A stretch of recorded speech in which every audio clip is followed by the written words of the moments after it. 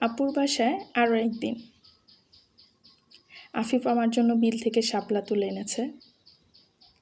আপুর ছেলেরা এত পাগল আমার জন্য, আমি যে বড় ওরা এটা বুঝতেই পারে না। ওরা মনে করে ওরা যা আমিও তাই, এরকম একটা অবস্থা। তো যাই হোক, আমি যখন যেটা বলবো ওরা তাই করবে। আফিফ কিন্তু অনেক ছোট, অথচ বিল থেকে সে শাপলা এনেছে আমার জন্য। এখানে দেখুন ঝুড়ি ভর্তি আম, অথচ আজান চিন্তা করছে যে আমাকে গাছ থেকে পেড়ে আম খাওয়াবে। এত ছোট একটা বাচ্চা, আমি তো জানি না ও গাছে উঠতে পারে। তো আমি খুব ভয় পাচ্ছিলাম, আবার চারিদিকে অনেক বাতাসও হচ্ছিল, কিন্তু ও বলতেছিল না ও পারবে।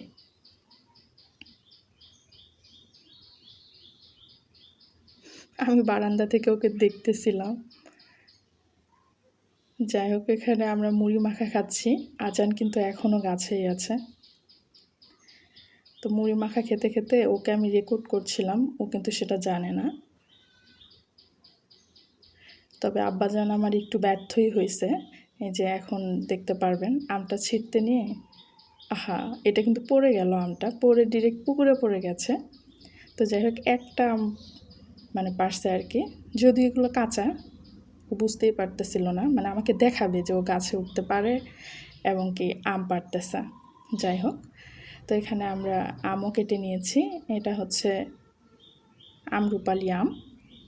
ওদের বাড়িতে প্রায় সব গাছগুলোই আমরুপালি। সবাই ভালো থাকবেন।